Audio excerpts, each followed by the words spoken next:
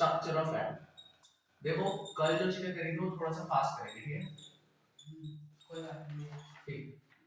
Structure of atom, मैंने तुम्हें कल बताया था एक एटम के अंदर तीन चीजें प्रेजेंट होती है। सबसे पहला प्रोटॉन, फिर इलेक्ट्रॉन और न्यूट्रॉन। इसको नहीं देखना। हाँ, और अभी न्यूट्रॉन थोड़ी देर के लिए भूल जाओ। अभी बस याद रखो प्रोटॉन होता है, इलेक्ट्रॉन होता है। प्रोटॉन क्या होता है? पॉजिटिवली चार्ज जो पार्टिकल्स होते हैं उसको प्रोटॉन कहते हैं, और इलेक्ट्रॉन क्या होता है? जो नेगेटिवली चार्ज पार्टिकल्स होते हैं वो होता है हमारा इलेक्ट्रॉन। अभी तक हमें पता चल चुका है कि भाई एक मैटर जो भी होता है उसके वो पार्टिकल्स से बना होता है, और पार्टिकल्स से बना होता है एटम से बने होते हैं, इतना हमें पता है। बट जो एटम होता है वो होता कैसे, दिखने में कैसा होता है?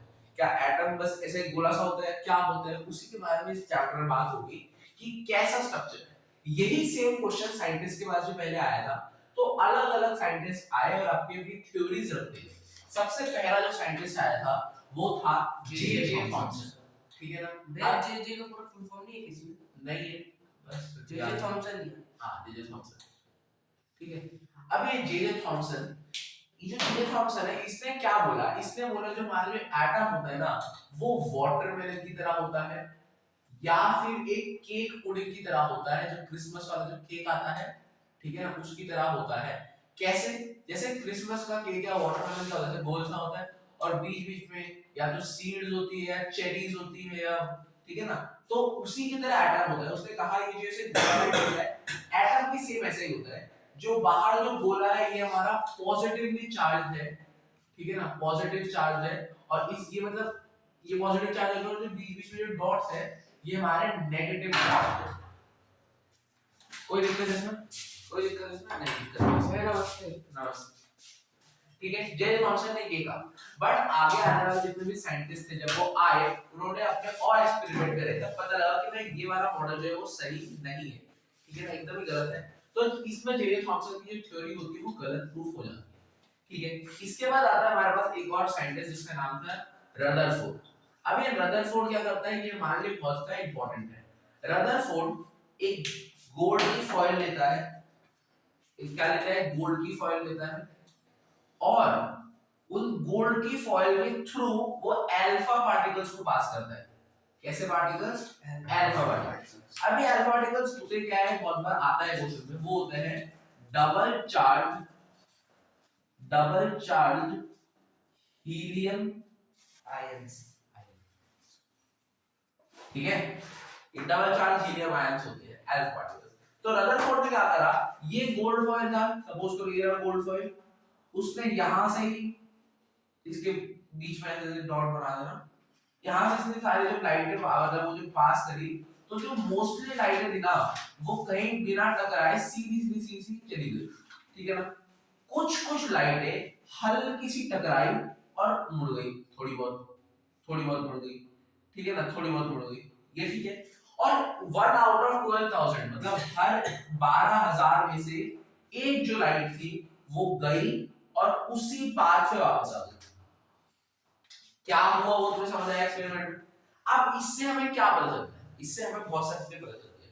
तो रदरफोर्ड ने यही सब चीजें कंक्लूड करी। पहली बात तो देखो, उसने गोल्ड फॉइल लिया, उसने अल्फा पार्टिकल्स पास करा, उसको लगा था कि सारे पार्टिकल्स हमारे नॉर्मली सीधे से निकल जाएंगे, बट हुआ क्या? हुआ ये कि भाई कुछ कुछ पार्टिकल्स बिल्कुल सीधे से चले गए, जो अल्फा पार्टिकल्स बिल्कुल सीधे गए, कुछ कुछ हल्के से डिफ्लेक्ट हो गए, और कुछ कुछ बिल्कुल गए और सीधा ही वापस आ गए। इससे हमें कौन सी चीजें पता चलती है? इससे हमें पता लगता है, हमारे बुक में भी दिया हुआ है, पेज नंबर मैं बता देता हूं, पेज नंबर है 48 पे। 48 पे जो पहले जो 3 पॉइंट है वो यही बताया कि हुआ क्या। अगले 3 पॉइंट में ये बताता है कि भाई फिर रदरफोर्ड ने इससे कंक्लूड क्या करा। इससे रदरफोर्ड ने कंक्लूड करा, देखो क्योंकि ज्यादातर पार्टिकल्स सीधे से चले जा रहे हैं बिना किसी टकराए, तो इस एटम के अंदर जो मोस्टली जो जगह है, वो जो स्पेस है मोस्टली वो क्या है? खाली है, एम्प्टी स्पेस। सबसे पहले तो ये कंक्लूड करा। दूसरा कंक्लूड करा उसने, दूसरा यहाँ पे लिखा हुआ है, very few particles were deflected from there path indicating that positive charge of atom occupies very little space. मतलब क्या कि इसमें से बस कुछ ही पार्टिकल्स ऐसे थे जो हल्का सा टकराए या फिर वापस आए। तो ये क्या दिखाता है कि हमारा जो पॉजिटिव चार्ज है ना, वो पॉजिटिव चार्ज कहां पे है? एकदम सेंटर पे है, ठीक है ना। पॉजिटिव चार्ज कहां पे है? एकदम सेंटर पे।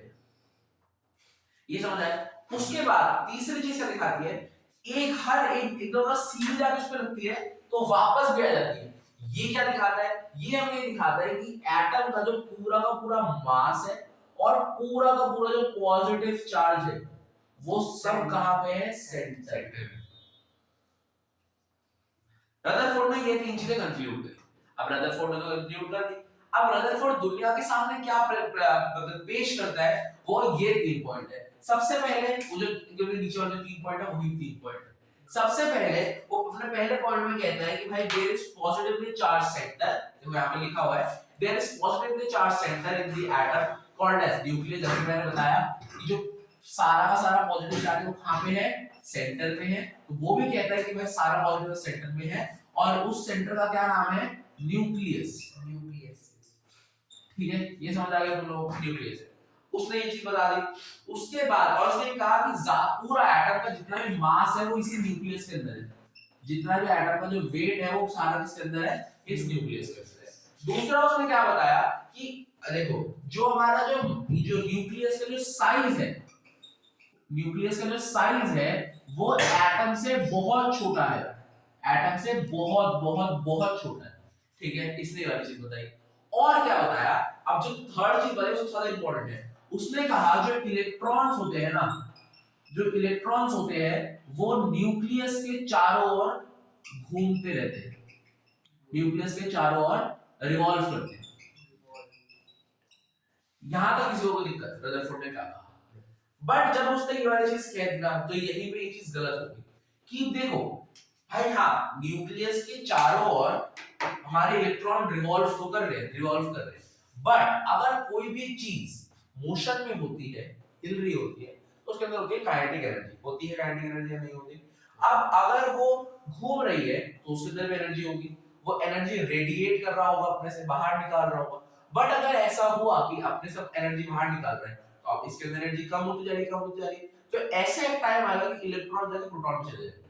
तो ऐसे तो जितने भी इलेक्ट्रॉन है जो घूम रहे हैं अचानक प्रोटॉन में चले गए तो एटम क्या होगा, हाईली अनस्टेबल होगा। तो कभी भी फट सकता है, जैसे मैंने बताया था, तो हाईली अनस्टेबल होगा। बट क्या एटम हाईली अनस्टेबल होते हैं, नहीं होते, मतलब सब कुछ नॉर्मल रहते हैं। तो मतलब उसकी ये वाली बात गलत थी, बिल्कुल गलत थी। तो यहाँ पे एक साइंटिस्ट है जो क्या है, नील बोर। कौन आया, नील बोर। अभी नील बोर क्या कहता है, वो सुनने वाली बात है, वो ज्यादा कुछ नहीं बोलता, वो जो रदरफोर्ड का गलत था उसको सही कर देता है। वो क्या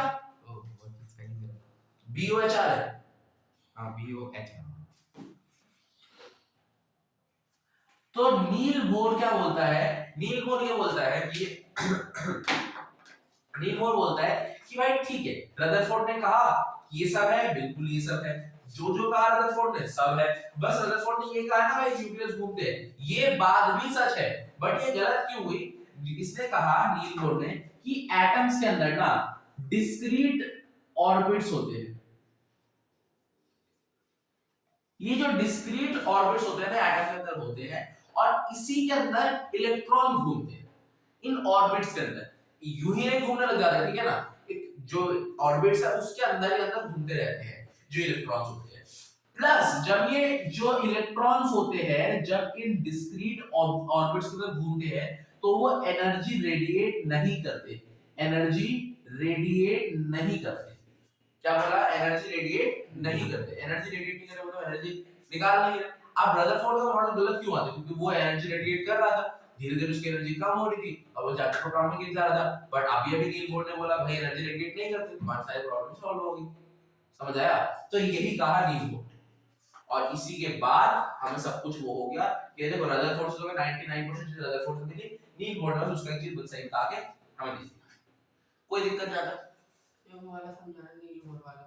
नील बोर बस यही कह रहा है कि भाई एटम्स के अंदर डिस्क्रीट ऑर्बिट्स है, ऑर्बिट में ऐसे ऐसे ऐसे मतलब सपोज करो यहां पे बीच में प्रोटॉन है, बीच में ऐसे ऐसे ऐसे करके ऑर्बिट्स है, और इसी ऑर्बिट्स के अंदर हमारे इलेक्ट्रॉन घूम सकते हैं, यूं ही कहीं भी नहीं घूम सकते, इन्हीं ऑर्बिट्स के अंदर हमारे इलेक्ट्रॉन घूम सकते हैं। बस यही का हां, और ये जो इलेक्ट्रॉन जब घूमते हैं तो उसके अंदर एनर्जी रेडिएट नहीं करते, बस यही है। इसमें कोई दिक्कत मतलब नहीं। तो नील बोर तक हमारा टॉपिक खत्म हो चुका है। अब आगे अगर बात करूं मैं, आगे क्या है कि ये इलेक्ट्रॉन्स कैसे घूमते हैं, क्या होता है। तो जो शेल्स है ना, अब इनको हम ना एनर्जी शेल्स भी कहते हैं या नॉर्मल शेल्स भी कह सकते हो तुम लोग। तो इनके नाम होते हैं, ये शुरुआत होती है K, फिर जाता है L, फिर M, फिर N, ऐसे करके चारों लेयर्स जाती है K, L, M, N। अब याद रखने की चीज ये है, मैंने बता रहा हूँ K पे एनर्जी लेवल होता है 1, एनर्जी लेवल मतलब N, L पे एनर्जी लेवल होता है 2, M पे एनर्जी लेवल होता है 3 और N पे एनर्जी लेवल होता है 4 और ये चलता रहता है। इसके आगे इससे तो ये कि जैसे देखो यहाँ पे 1 है, K का 1 है, तो K का 1, फिर दूसरे वाले में L है, तो फिर वहाँ पे 2 तो साम साथ पता चल रहा है। हाँ मतलब ऐसी ऐसी ठीक है ना, K, L, M, ठीक है ना, ये हो गया। अब भाई हमें पता लग गया कि इलेक्ट्रॉन्स इसके अंदर होते हैं, ठीक है, होते हैं।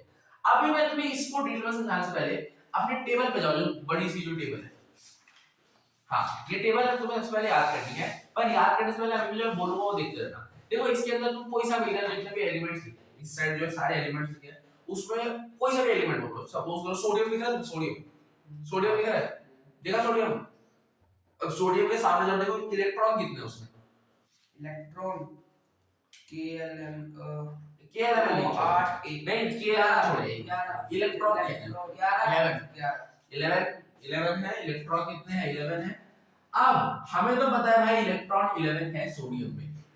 अब देखो सोडियम में इलेक्ट्रॉन 11 है, नील बॉन्ड ने क्या बोला था, ये जो इलेक्ट्रॉन होंगे वो शेल के अंदर होंगे, तो ये भी इलेक्ट्रॉन जो शेल के अंदर ही होंगे। बट हमें क्या पता इसी लेयर में क्या रहा होगा कि यहाँ 2 है, यहाँ 25 है, कितने, क्या हमें क्या पता, हमें नहीं पता, ठीक है ना। अब वो कैसे आता है ना, उसका एक रूल है कि भाई कौन कैसे आएगा, कितने इलेक्ट्रॉन कौन से शेल में आएंगे, इसका एक रूल है, और वो रूल है क्या, वो फार्मूला क्या है, वो है 2 * n²। ये समझ आया, 2 * n²। अभी 2 * n² क्या है, 2 into पहले में k में n कितना है 1, तो 1 का स्क्वायर जो कि होता है 1 ही, और 2 * 1 करूंगा तो आंसर कितना आएगा 2। तो पहला शेल मतलब k में मैक्सिमम कितने इलेक्ट्रॉन आ सकते हैं, 2। समझ आया। अब मैं आगे फॉर्मूला लगाता हूं जो कि है l में, वो जाएगा 2 * 2 का स्क्वायर जो कि होता है 4 आएगा 8। तो अगले शेल में कितने इलेक्ट्रॉन मैक्सिमम आ सकते हैं, 8। अगर मैं तीसरा लगाऊं तो आंसर आएगा 18, पर 80 लगा सकते 18 और ये आंसर ऐसे चलते जाएंगे, बढ़ते जाएंगे। बट यहाँ पे एक चीज है कि आप एक शेल के अंदर मैक्सिमम 8 इलेक्ट्रॉन ला सकते हो।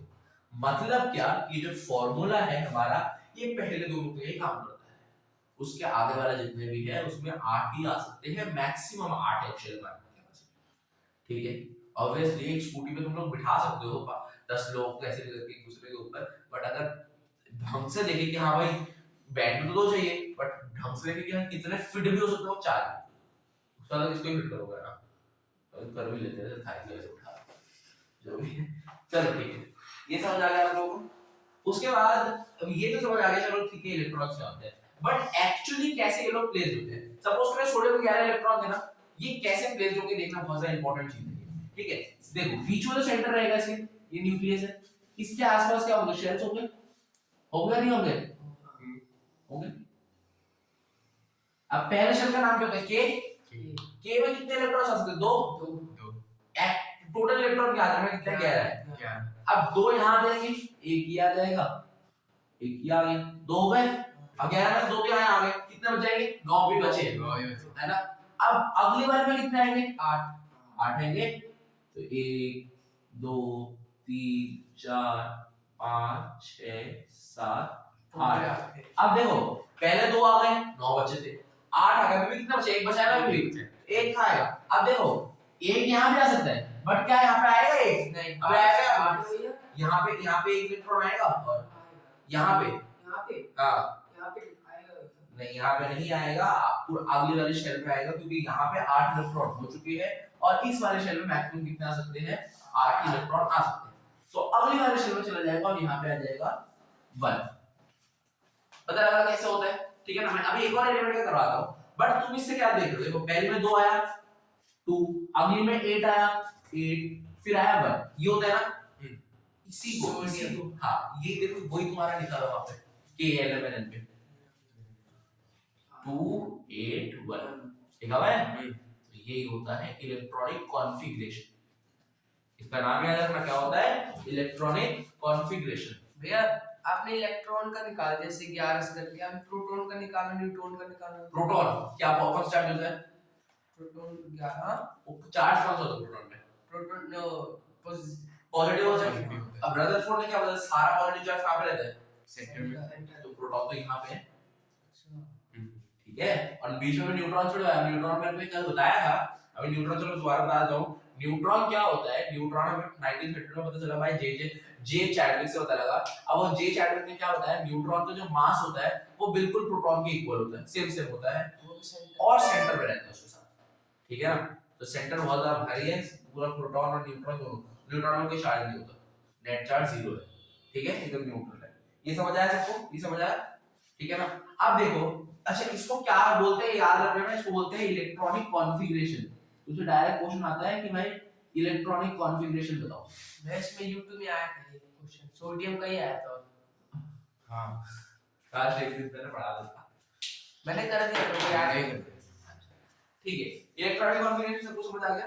तो हमने एक बार पीछे वाला पेज पर, ठीक है, अब आगे का वैलेंसी है। हाँ ठीक है, अगला टॉपिक वैलेंसी, ठीक है। देखो अब वैलेंसी हम अच्छे से पढ़ते हैं और उसके बाद मैं बताऊंगा टेबल कैसे याद करनी है। टेबल याद करना बहुत ज्यादा इंपॉर्टेंट है।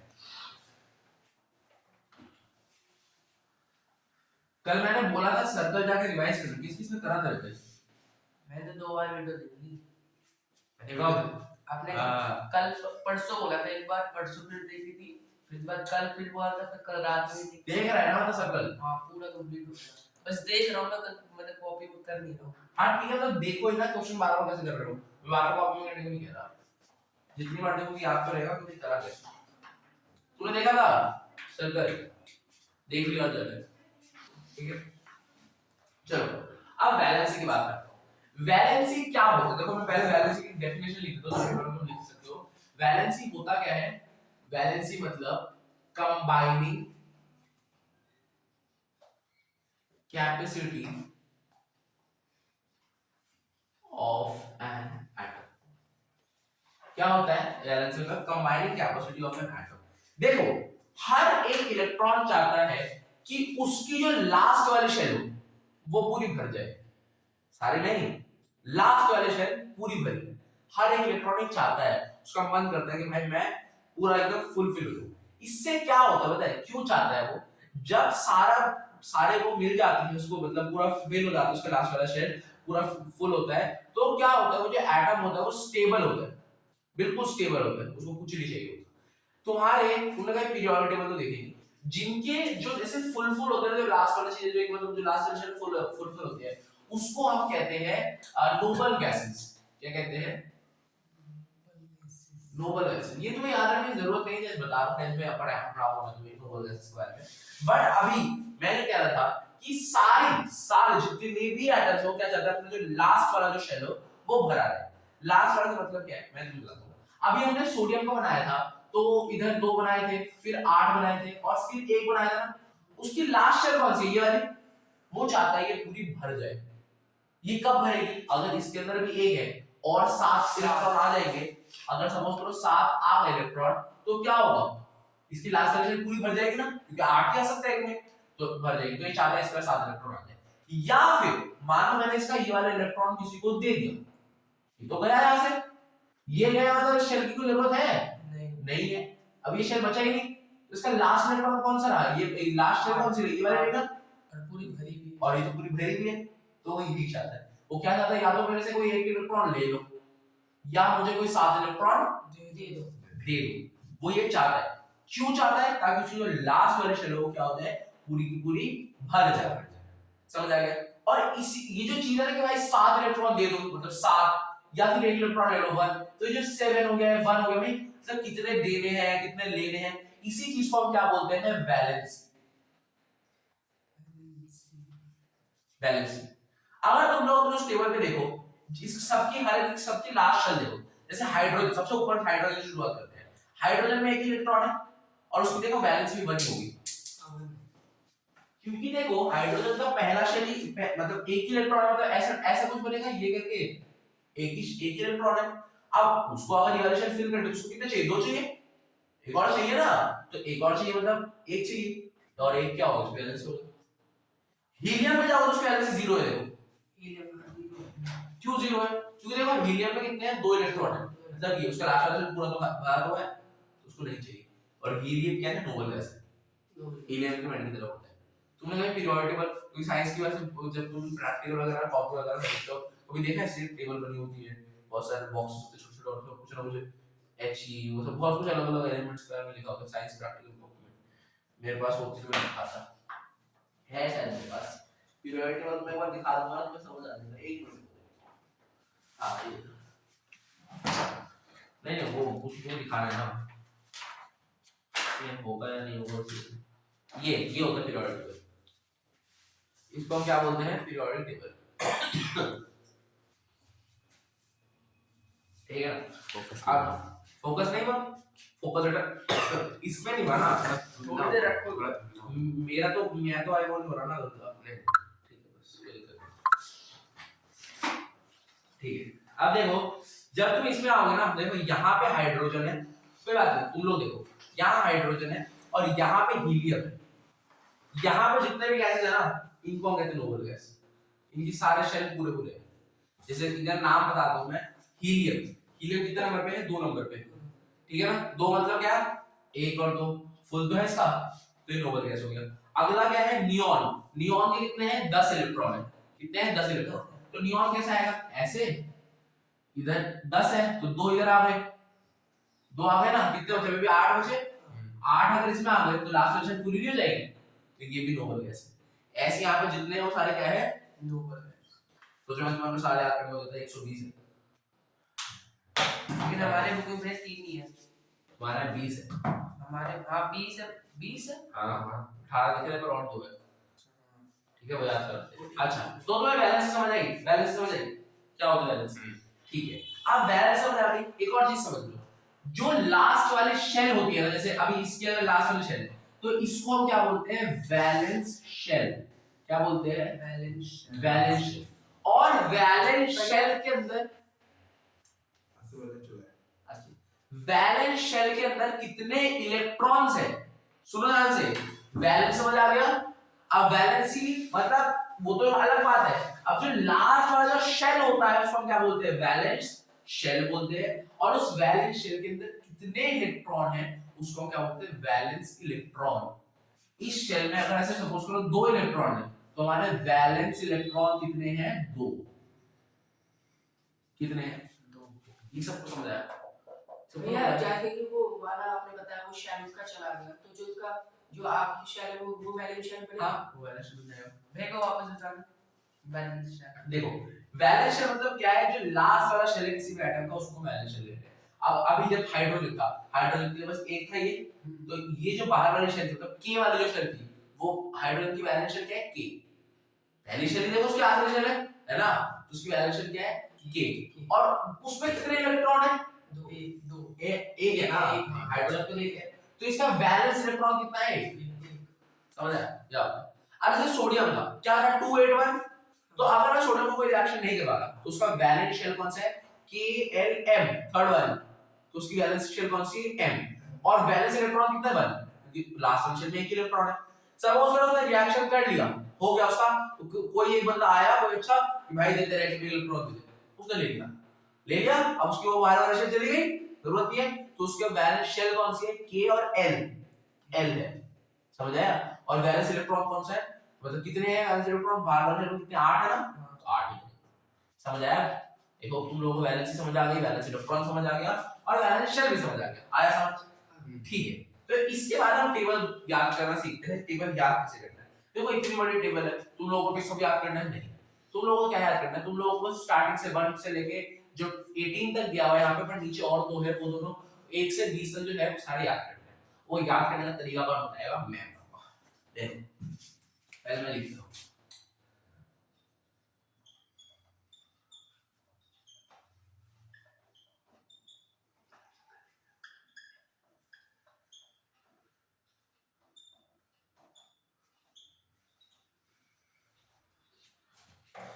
वो दोनों। अब तुम लोगों का मैच करो अपने उससे जहाँ पे लिखा हुआ है, तुम देखो सब मैंने बिल्कुल सही है। हाँ भाई सही है, वही बैलेंस कर लिया। अब तुम सोच सकते हो कि देखो मैंने तो भाई सच बता रहा हूँ, अरे है ना, मैंने 3 साल पहले याद करा था, उसके बाद से मैंने आज तक कभी याद রেকর্ডিং হয়ে যাবে চা খাচ্ছিস मैंने ना ওই তো তিনটায় যে है একটু দরজা খুলে তো বন্ধ করেছি ফুচকা বন্ধ ठीक है। मैंने ये 9th में याद करा था 3 साल पहले, उसके बाद मैंने आज तक कभी टच नहीं करा इसको, मुझे अभी तक याद है। और मुझे शायद जब तक मैं मरूंगी तब तक मुझे याद रहेगा, ऐसे करके मैंने याद करा है क्योंकि ये चीज मेरी थी। देखो मैं बताता हूं क्या होता है। ये फार्मूला जो मैंने लिखा है ना एकदम सही लिखा है। अब मैं तरीका बताता हूं, इसको मैं फटाफट कैसे पढ़ता हूं। हे हेली बी, देखो देखो इसको हम पार्ट्स में डिवाइड करेंगे। सबसे पहले इतना, फिर इतना, इतना, ये और ये कितने पार्ट्स है 1 2 3 4 5। ठीक है, अभी क्यों डिवाइड करा। तुम किसी को मिलते हो तो सबसे पहले सोचो तुम किसी लड़की से मिलने जा रहे हो, उसका नाम है बी। क्या नाम है? बी। बीब। बीब। बीब। तो तुम उसको क्या बोलोगे? हे बीब, हेलो, हाय, ऐसा बोलोगे। तो इसने भी यही बोला है, हे हेली, हे हेली। हेलो नहीं बोल रहा, हेली बोल रहा है और भाषा में। हे हेली बीब। ये किसको दिक्कत? हे हेली बीब बुला रहा है, हे हेली बीब। ठीक है ना। अब बीब को हेलो बोला, अब बीब पास है तो बीब से आ रही है बहुत ज्यादा बदबू। तो वो उस लड़का जो पहले जिसको हेलो बोला था वो बोल रहा है स्नोफ। स्नोफ मतलब बदबू से आ रही है, ऐसे एक एक्सप्रेशन स्नोफ। हे हेली बीब स्नोफ। ठीक है ना, ऐसे करके। यहां तक इसको समझ आया। अब यहाँ पे बीब उस लड़के को मेरे से चुगली कर रही है, किसके बारे में? नीना के बारे में। किसके बारे में? नीना के बारे में। Neena MG, Neena MG. तो हेयर बीब स्नोफ नीना एमजी। आगे समझ आया। अगला एक पूरा सीरीज में याद रहेगा, अलसी पसलर। अलसी पसलर, अल्फी अलसी पसलर, असलर अलसी पसलर। अल्फी वो यहाँ मत देख, मेरे सुन, अलसी पसलर, अलसी असलर अलसी पसलर। समझ आ गया। हे हेली बीब, सबसे पहले हेलो बोला, बीब पास आई, बदबू आ गई स्नोफ। फिर बीब ने चुगली करी मेरे से, नीना एमजी, नीना एमजी। फिर मैंने क्या बोला? अलसी बसलर, मतलब छोड़ना, अलसी बसलर। समझ आ गया? अलसी बसलर, ये याद रहेगा। लास्ट में चीज है कीका। कीका याद हो गया? अब देखो सबसे पहले मैंने क्या बताया था? हे हेली बीब, हे हेली बीब बताया था। हे है ली बीब, वो डी लग रहा है। कौन सा डी लग रहा है? नहीं ये सही नहीं है। ठीक है ना। हे हेली बीब ये बताया था, पहला पार्ट तो यही था। फिर पास आई थी, हमें क्या आई थी? बदबू। तो मैंने क्या बोला था? स्नोफ, स्नोफ, स्नोफ, ये बोला था स्नोफ। फिर नीना ने क्या करा था? मेरे से चुगली करी थी। किसके बारे में चुगली करी थी? नीना एमजी। नीना, नीना के बारे में चुगली करी थी। क्या बोला था उसने? नीना एमजी। तो नीना एमजी। ठीक है। फिर मैंने क्या बोला था? छोड़ना, छोड़ना, अलसी बसलर बोला था। अलसी असलर अलसी बसलर यहाँ पे पूरा लिख देना है, अलसी बसलर। फिर लास्ट में वाला कीका, कीका कीका याद हुआ? एक बार वेट करके देखते हैं हम भी कॉपी कॉपी करके देखो। पर अब सुन लो एक बार जरा, पहले एक बार मैं सुन लो। ये अगर स्पेलिंग बनानी हो पूरा हाँ पूरी नाम ही लिखना हो। नहीं, नाम वही तो बता रहा हूँ। अगर तुमने जब वहाँ थर्ड चैप्टर का ईमानदारी से याद कराओ तो मैंने तुम्हें वहाँ पे केमिकल फॉर्मूले वाली एक शीट बोली थी, वो याद करनी। कौन सी शीट? चैप्टर नंबर 3 खोलो, चैप्टर नंबर 3 खोलो तुम। ये वाली क्या? ये वाली ना? नहीं, इससे पीछे, इससे पीछे, इससे पीछे, इससे पीछे, पीछे पीछे। हाँ वो ये हाँ नीचे वाली, ऊपर ये याद करना था। इसमें ये क्या याद थोड़ी करना पड़ेगा तो याद है। याद है ना, मतलब वही याद करना होता है। इसमें हर एक एलिमेंट का शॉर्ट फॉर्म लिखा हुआ है जिसको बोलते हैं केमिकल फॉर्मूला। ठीक है ना, हर एक एलिमेंट का लिखा हुआ है। अब अगर ये तुम्हें याद हो यहाँ पे तुम कर सकते हो। तुम देखो H किसका है, वहां पे ढूंढ H, किसी के साथ H लिखा होगा। एच लिखा हुआ हाँ, है इसमें। हाइड्रोजन के साथ H नहीं है, हाइड्रोजन के साथ क्या H नहीं लिखा हुआ हाँ है ना। तो H मतलब क्या? हाइड्रोजन। ऐसे अगर तुम ढूंढो तो H ही मतलब हीलियम होगा, तुम्हें मिलेगा। हीलियम के साथ H ही लिखा होगा। हीलियम हीलियम तो है नहीं भैया। हीलियम नहीं है, नहीं है तो कोई बात नहीं। मतलब यही चीज है जो तुम्हें याद करवाई थी मैंने, और यही चीज अब काम आएगी। तो क्या है देखो, H hydrogen, He helium, Li lithium, Be beryllium, B boron, C carbon, N nitrogen, O oxygen, F fluorine, Na neon, Na sodium, Mg magnesium, Ar aluminium, Si silicon, P phosphorus, S sulphur, Cl chlorine, Ar argon, ये potassium और ये calcium. Potassium calcium. तो या तुम बोलो हे elements नो फिनाइल जी एस प्लस का ऐसे फटाफट, या तुम याद कर सकते हो hydrogen, helium, lithium, beryllium, boron, carbon, nitrogen, oxygen, fluorine जो भी है मुझे मेरे काला याद आ जाए। ठीक है, बस घर में जपते रहो इस मंत्र को। हाय हेली बी विष्णु, नाम क्या है इसका? हे हेली बी, ठीक है ना, ये हो गया। इसके बाद नो, ये तो हो गया, एक बार जरा बुक दिखाओ। ठीक है, मैंने तुम्हें ये करवा दिया, बैलेंसिंग करवा दी। अब बस दो चीजें रह गई जो कि atomic number, mass number, isotopes और आइसोबार्स। 2 मिनट रुक, ये करियो, मैं जो बोलूंगा सब करियो। अभी मैं तुमसे वही कराऊंगा, बस वीडियो पहले खत्म हो। देखो ऑलरेडी मैं तो आधा 1 घंटे कराऊंगा, 41 मिनट हो गए, 31 मिनट। हां तो देखो, अब इसको मैं हटा देता हूं। अब दो चीजें पढ़नी है जो कि है एटॉमिक नंबर और मास नंबर। ज्यादा कुछ अलग चीज नहीं है, एकदम सिंपल चीज है, इसको ज्यादा कुछ इसमें दिक्कत नहीं है। देखो एटॉमिक नंबर क्या होता है, यहाँ पे लिखा हुआ है। अगर मैं एटॉमिक नंबर की बात करूं, ये है, इसको ना हम Z से लिखते हैं। क्या डिनोट करते हैं? Z से डिनोट करते हैं। और एटॉमिक नंबर क्या होता है, देखो यहाँ पे लिखा हुआ है, कहां गया, हां 1 मिनट, यहाँ पे लिखा होना चाहिए। All atoms of an element have the same atomic number in Z का भाई, जो मेन चीज है वो अंडरलाइन करें, इसकी हो गई, it is the number of proton in an atom. मैं सोच रहा हूं ये सब अंडरलाइन इसमें अंडरलाइन होगा। देखो एटॉमिक नंबर मतलब क्या, कि एक इलेक्ट्रॉन मतलब एक एटम के अंदर कितने प्रोटॉन है, नंबर ऑफ प्रोटॉन, उसको हम क्या बोलते हैं, एटॉमिक नंबर। और इस एटॉमिक नंबर को किससे रिप्रेजेंट करते हैं, Z। समझ आया? अभी नहीं आता बता दो, पहले मास नंबर सुनो। मास नंबर क्या होता है, इसको हम रिप्रेजेंट तो A से करते हैं, और होता क्या मान लो बुक में क्लियरली लिखा हुआ है, यहाँ पे मुझे इसमें भी एक लाइन करा है, मास बना के फोन में देख लो। नहीं करा। तो देखो इसने देखो प्रोटॉन्स और न्यूट्रॉन्स दोनों को, अच्छा ये भी एक इंपॉर्टेंट पॉइंट है, तुमने अंडरलाइन करना मिलेगा।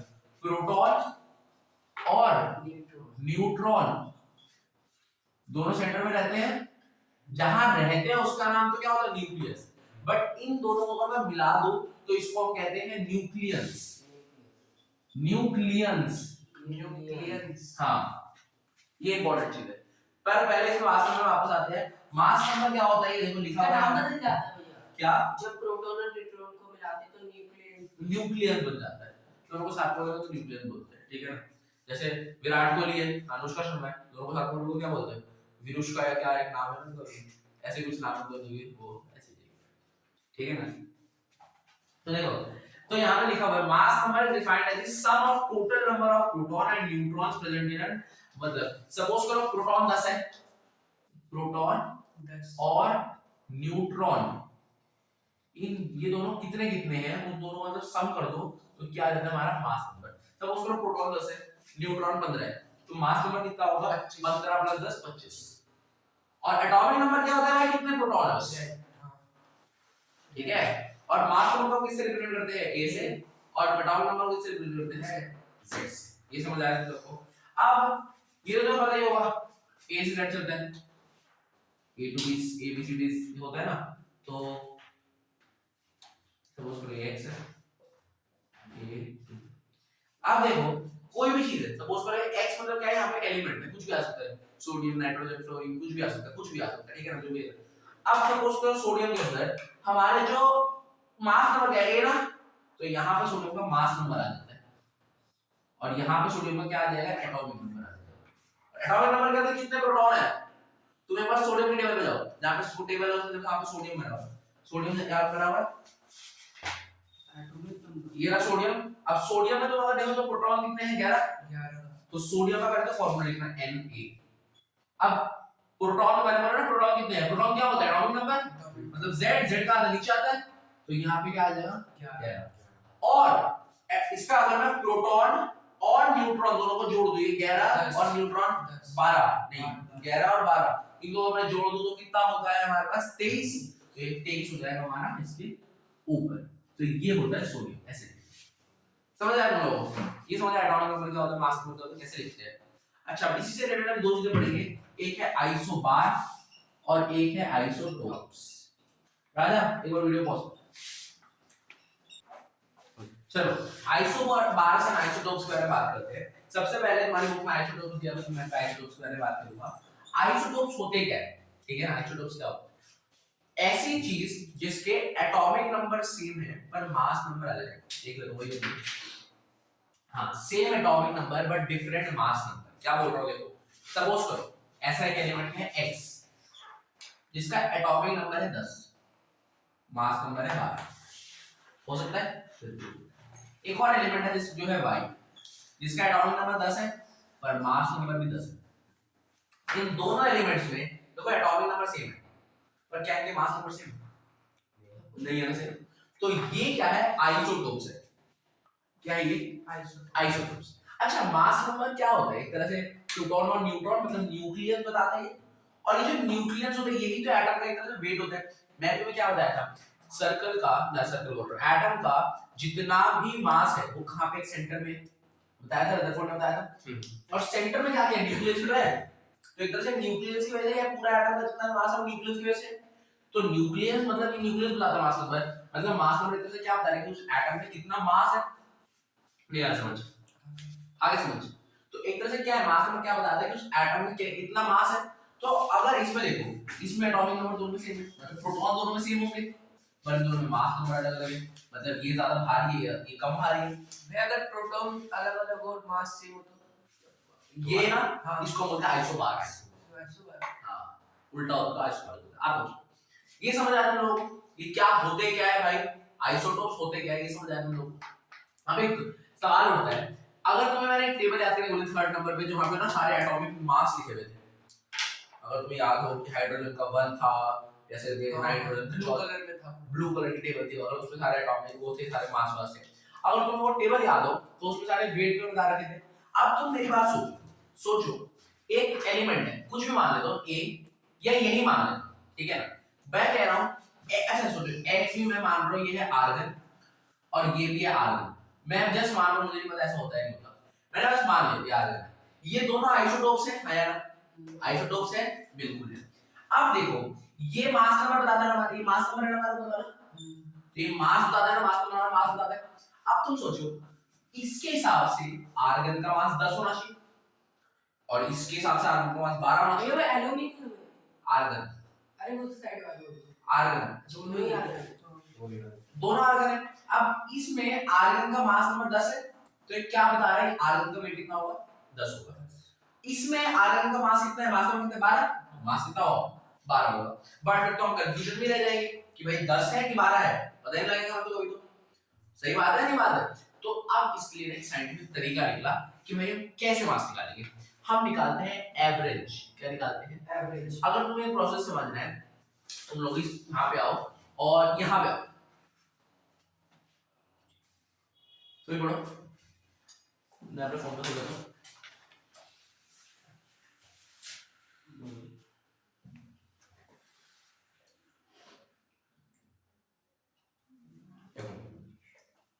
अगर मैं उस पर आता हूँ, मैं जरा पढ़ देता हूँ क्या लिखा है। देखो क्या लिखा है, chlorine occurs in nature in two isotopic forms with masses 35U and 37U। क्या कह रहा है, क्लोरीन ऐसे दो फॉर्म में एग्जिस्ट करता है। एक का मास है 35U, मतलब 35U उसका होता है, ठीक है ना, एटॉमिक मास कितना होता है 35, और एक का होता है 37U। और ये दोनों कैसी रेशियो में होते हैं, रेशियो सबको याद है, रेशियो क्या होती है ना? कैसी रेशियो में होते हैं, 3:1 की रेशियो में होते हैं। तो कोई दिक्कत है इसमें नहीं? 3:, टेबल आ रही है भाई? नहीं वीडियो नहीं ना, नहीं ना, ठीक है। तो देखो क्या कह रहा हूं मैं, दोनों के मास क्या है, एक है 35U और एक है 37U, और दोनों किस रेशियो में है, 3:1 की रेशियो में।